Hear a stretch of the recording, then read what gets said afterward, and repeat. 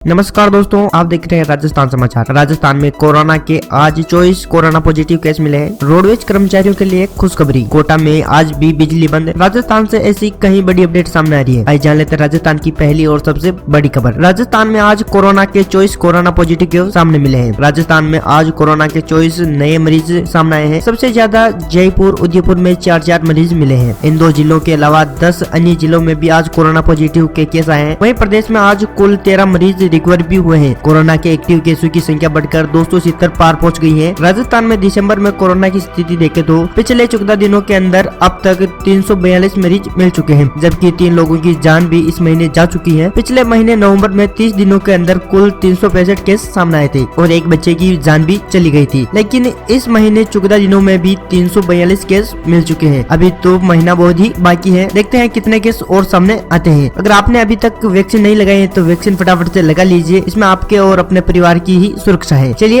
अगली अपडेट जान लेते हैं। बूस्टर डोज का इंतजार। राजस्थान के मुख्यमंत्री अशोक गहलोत ने 17 दिन पहले प्रधानमंत्री नरेंद्र मोदी को पत्र लिखा था। उन्होंने राजस्थान में फिर से कोरोना मौत शुरू होने पर चिंता जताते हुए पीएम से बूस्टर डोज की इजाजत मांगी थी, लेकिन 17 दिन हो गए फिर भी पीएम की तरफ से कोई जवाब नहीं दिया गया। अफसर अब भी इंतजार कर रहे हैं बूस्टर डोज का। दूसरी तरफ राजस्थान में हालात और बिगड़ते गए। पिछले 10 दिनों में ही राजस्थान में 17 नए वेरिएंट क्रोमिकॉन के पॉजिटिव केस मिल चुके हैं। 3 जिले क्रोमिकॉन से संक्रमित हो गए हैं। इतना ही नहीं, 149 दिन बाद फिर राजस्थान में एक ही दिन में 2 लोगों की कोरोना से जान भी चली गई है। फिर भी कोई रिप्लाई नहीं दे रही है केंद्र सरकार। चलिए अगली अपडेट जान लेते हैं। कोटा में आज भी रहेगी बिजली बंद। कोटा शहर में बुधवार को भी कई इलाकों में बिजली बंद रहेगी। अलग अलग समय पर 8 से ज्यादा क्षेत्रों में बिजली कटौती होगी। इधर बिजली कंपनी घर घर बिजली बिल कलेक्ट करने को मोबाइल वैन भेज रही है। सुबह 10 बजे से दोपहर 2 बजे तक PWD कॉलोनी, विद्यानगर सेक्टर 1 आदि में बिजली बंद रहेगी। सुबह 10:30 बजे से दोपहर 3 बजे तक राजपूत कॉलोनी, आमिर कॉलोनी और कासनगर में बिजली बंद रहेगी। सुबह 10:30 बजे से शाम 4 बजे तक गोशी मोहल्ला सरकारी कॉम्प्लेक्स, अनंतपुरा थाने इलाके में बिजली बंद रहेगी। चलिए दोस्तों अगली अपडेट जान लेते हैं। रोडवेज कर्मचारियों के लिए अच्छी खबर।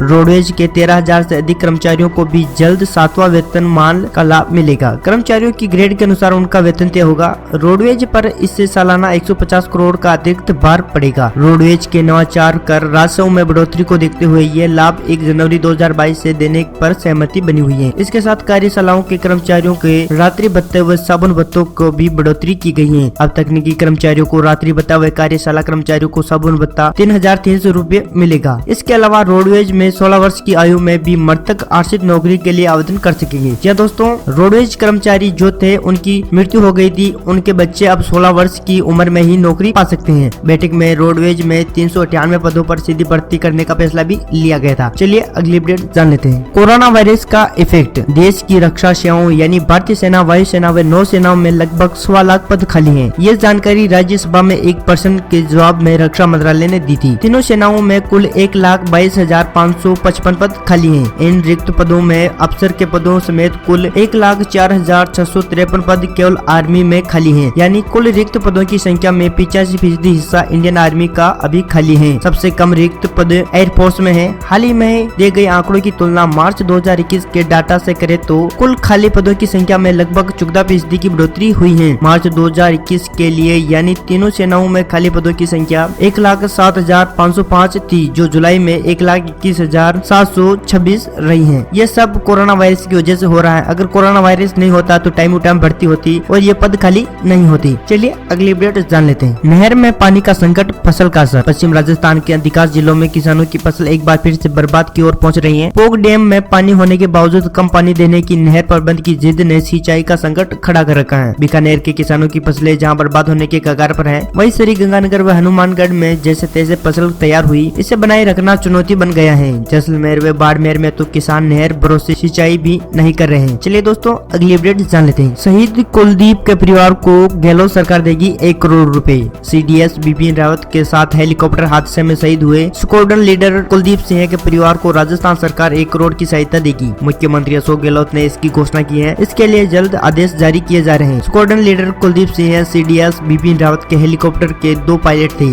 शहीद कुलदीप सिंह के परिवार के लिए घोषित की गई सहायता कारगिल पैकेज की तरह है। मिलिट्री या पैरामिलिट्री ऑपरेशन में शहीद सैनिकों के परिजनों को कारगिल पैकेज के अनुसार सहायता राशि और पैकेज दिया जाता है। झुंझुनू जिले के गरडाना खुर्द गाँव के रहने वाले शहीद शहीद कुलदीप सिंह की बहन भी कोस्ट गार्ड में है और उनके पिता नेवी में नौकरी करते हैं। दोस्तों ये थी राजस्थान की कुछ महत्वपूर्ण अपडेट, और ऐसी ही अपडेट जानने के लिए उस लाल बटन को दबाकर राजस्थान समाचार को सब्सक्राइब कर लीजिए, क्योंकि जैसे ही कोई न्यू अपडेट आई सबसे पहले जानकारी आपको मिले। जय हिंद, जय भारत, वंदे मातरम।